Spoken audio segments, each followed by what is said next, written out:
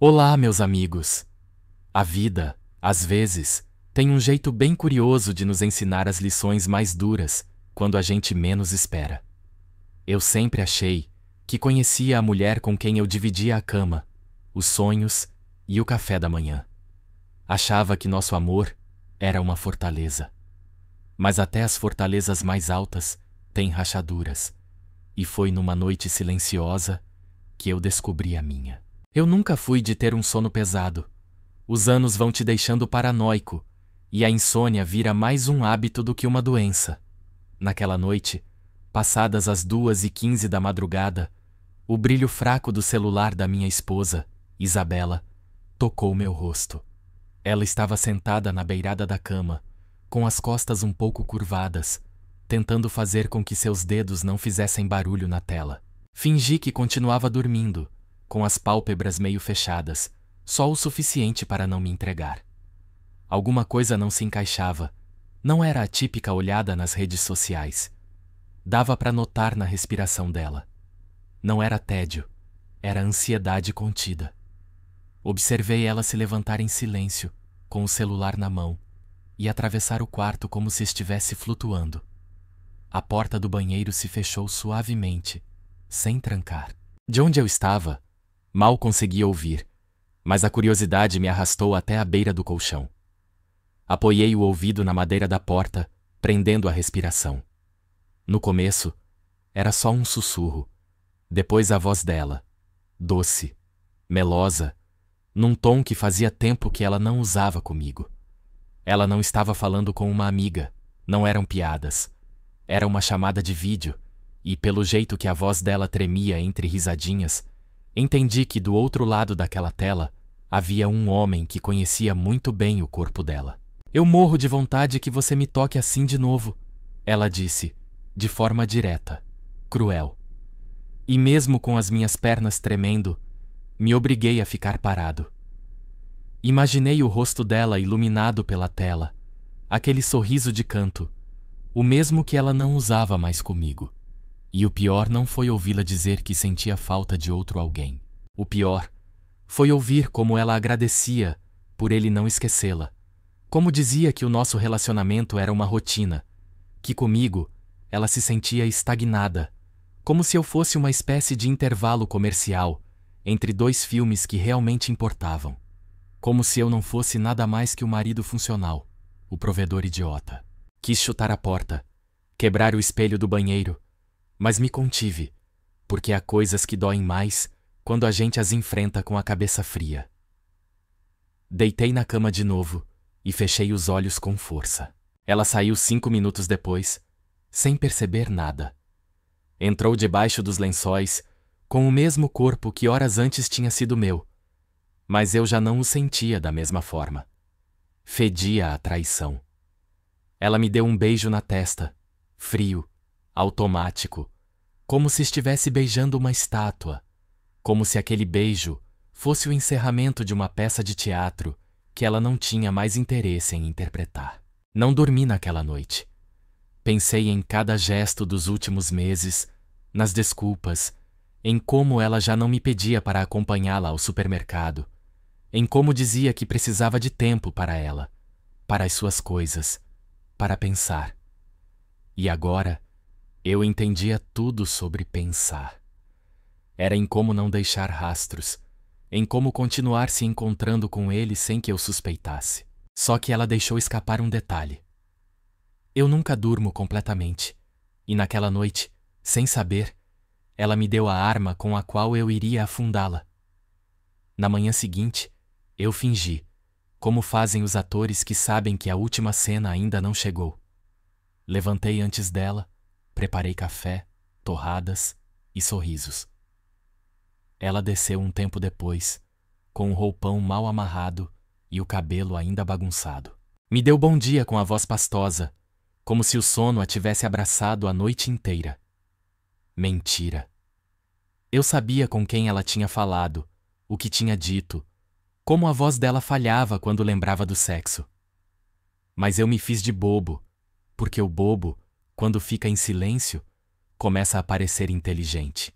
Tomamos café da manhã como se nada tivesse acontecido. Perguntei se ela tinha dormido bem. Ela disse que sim, que finalmente tinha tido um descanso profundo. Descanso. Que descaramento. Bebeu o café em 3 goles e depois checou o celular com a ousadia de quem acredita que sua mentira é perfeita. Mas eu via os detalhes. O brilho de uma notificação que ela tentava disfarçar com a palma da mão.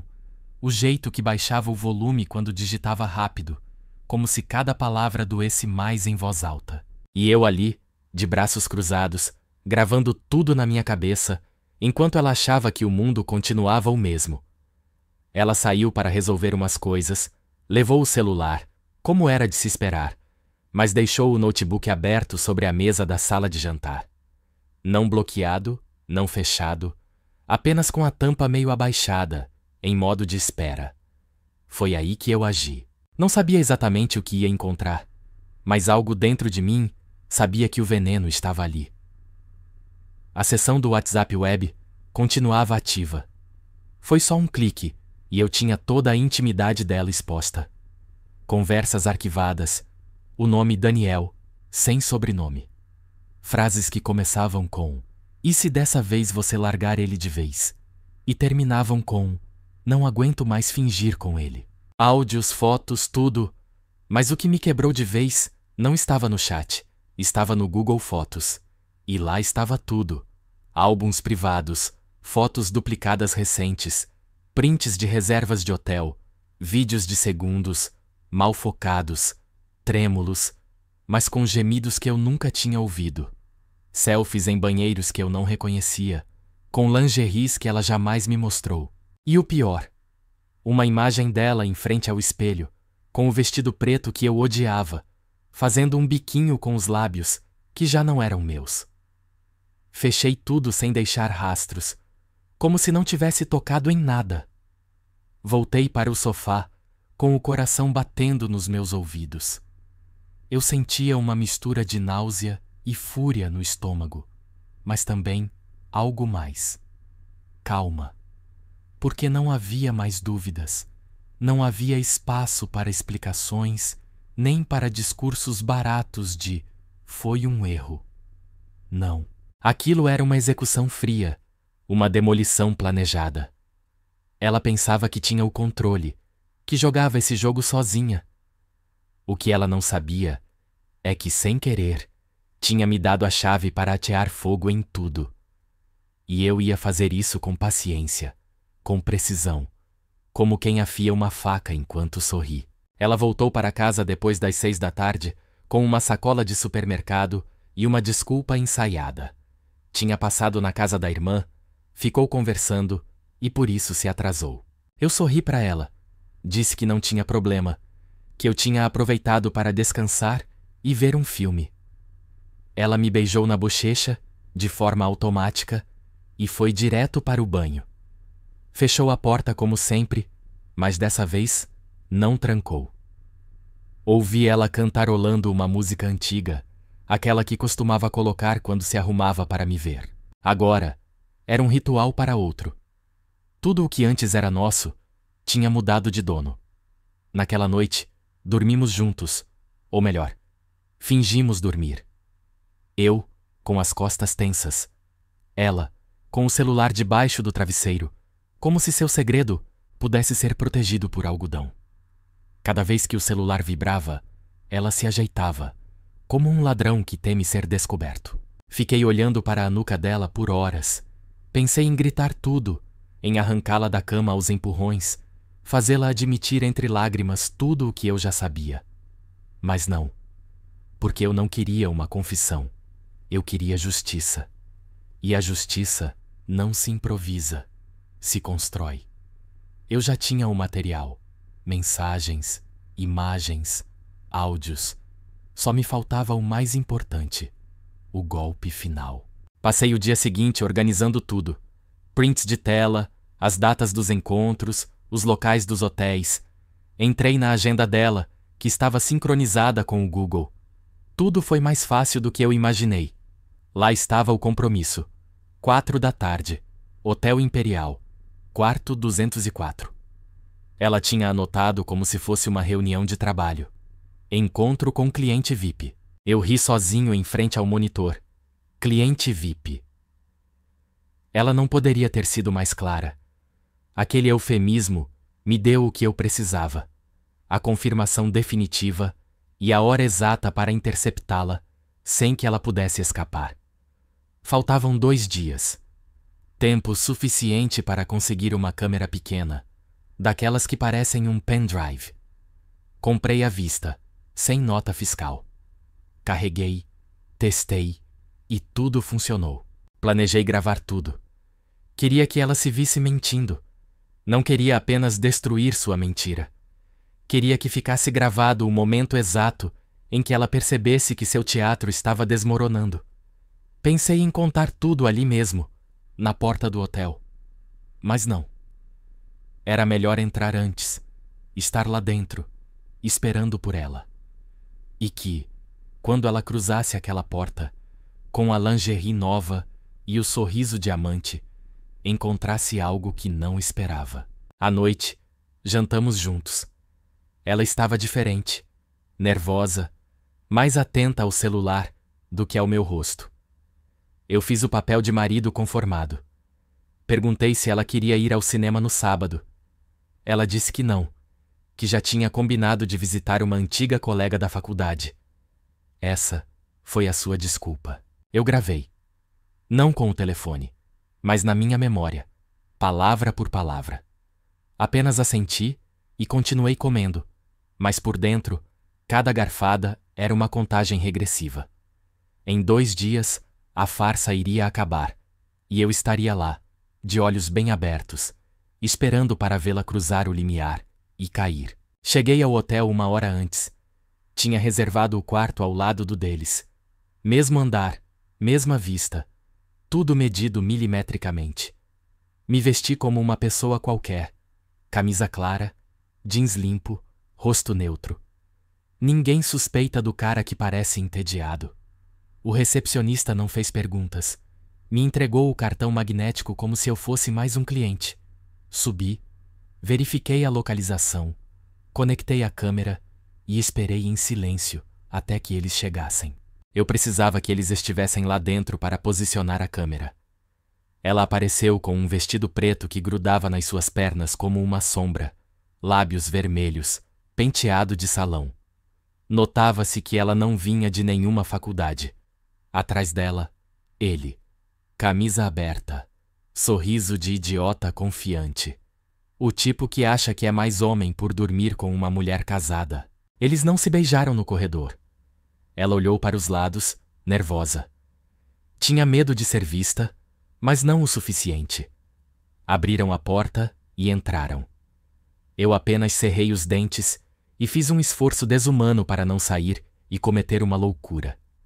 No momento em que fecharam a porta, saí sem fazer barulho e coloquei a câmera com cuidado, debaixo da porta. Comecei a ver o que acontecia pelo celular, mas, sendo sincero e honesto, deixei o telefone na cama.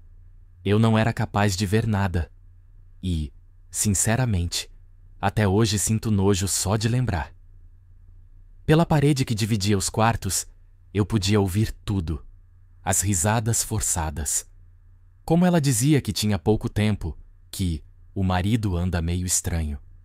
Mal imaginava ela o quão estranho. Ela pediu para ele não fazer barulho, para não falar alto, para não dizer o nome dela, como se isso apagasse o crime. E depois, o inevitável. Gemidos, frases que já não me pertenciam, palavras que antes ela sussurrava para mim, agora transformadas num roteiro barato. Mas eu aguentei, porque não se tratava de ciúmes, era justiça. E eu estava gravando segundo a segundo, sua risada aguda, sua voz pedindo mais. Ouvi que estavam sussurrando e parecia que já tinham terminado. Peguei a câmera de volta sem fazer barulho, entrei no meu quarto e esperei que fossem embora. Ele saiu primeiro. Nem um beijo de despedida. Saiu como um entregador que já havia deixado o pedido. Ela ficou sozinha por alguns minutos, retocando a maquiagem. Olhou-se no espelho, até tirou uma selfie. Essa imagem também ficou gravada. A de uma mulher se arrumando depois de trair, não por arrependimento, mas por vaidade. Saiu logo depois, com o mesmo passo cuidadoso. Não percebeu que alguém a observava de outra porta. Eu não saí. Não era o momento. O veneno age melhor quando é administrado a frio. Naquela noite, jantamos juntos. Outra vez, como se nada tivesse acontecido. Ela, mais relaxada, até carinhosa, me perguntou se eu tinha pensado em fazer uma viagem. Se não me faria bem desconectar. Desconectar. Eu já tinha feito isso. Tinha me desconectado dela, da sua voz, do seu corpo, da sua história. Mas não disse isso a ela. Falei que era uma boa ideia, que poderíamos planejar algo. Ela me olhou e sorriu. Pensou que ainda estava no controle, que continuava jogando dos dois lados. Não sabia que em menos de 24 horas, todo aquele castelo de mentiras viria abaixo, e que dessa vez, as câmeras não iriam se apagar. O dia seguinte foi cirúrgico. Levantei antes dela. De novo. Preparei café, torradas, a rotina de sempre. A única coisa que mudou foi a pasta no meu notebook. Eu a nomeei Vadia. Dentro, os vídeos, os áudios, os prints, os gemidos, as risadas, a máscara caindo. Me certifiquei de que cada arquivo estivesse duplicado na nuvem, num pendrive escondido, num cartão de memória colado debaixo da gaveta das meias. Eu não ia deixar que uma desculpa apagasse o que já estava documentado. Passei a manhã decidindo como mostrar tudo a ela. Na sala, esperar uma discussão e jogar na cara dela? Ou convocar testemunhas? Decidi pelo simples. A família dela. Aquela que me dizia: que sorte você tem de ter uma mulher como ela. Essa mesma. A irmã, a mãe, até a melhor amiga dela. Aquela que sempre dizia que eu era sério demais, que eu deveria rir mais. Convidei todas para irem lá em casa, sem que ela soubesse. Disse a elas que tinha algo importante para mostrar, que era urgente. Chegaram no final da tarde, confusas, com aquele tom de "com certeza é uma bobagem". Mas elas vieram. Levei-as para a sala. Preparei um café, como se fôssemos falar de banalidades. Então, conectei o notebook à televisão. Ninguém entendia, ninguém falava. Até que eu dei o play. O silêncio ficou pesado. O vídeo começou com ela entrando no hotel. Depois, a voz dela, seus gestos, as frases exatas. Não aguento mais fingir com ele. Eu morro de vontade que você me toque assim de novo. A mãe dela abaixou a cabeça. A irmã ficou congelada. A amiga apertou os lábios. Ninguém interrompeu. Ninguém ousou perguntar nada. Depois, veio o áudio, os gemidos, o nome dele sussurrado com desejo. Nenhum filme da Netflix tem esse impacto. Quando o vídeo terminou, eu me levantei, peguei o pendrive e o deixei sobre a mesa. Eu disse: que sorte eu tenho de ter uma mulher como ela, não é mesmo? Ela chegou meia hora depois, falando ao telefone, rindo. Quando abriu a porta e viu os rostos, soube que algo estava errado. Olhou para mim, olhou para a tela preta da TV, para o cabo ainda conectado. Ela entendeu tudo. Sua mãe se levantou, não disse uma palavra. A irmã lançou-lhe um olhar que a partiu em duas. A amiga simplesmente pegou a bolsa e foi embora. Ela quis falar. Me estendeu a mão, disse: posso explicar? Eu ri na cara dela.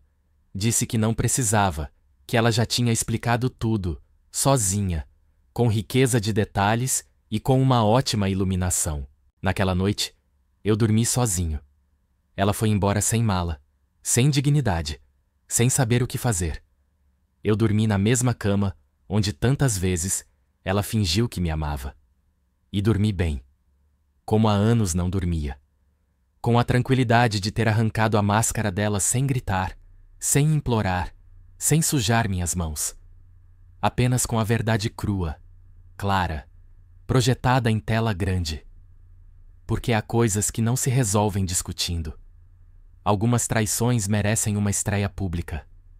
E sem cortes. Passaram-se 3 meses desde aquela noite, desde que a cortina caiu e seu papel de protagonista terminou em silêncio, sem aplausos nem redenção.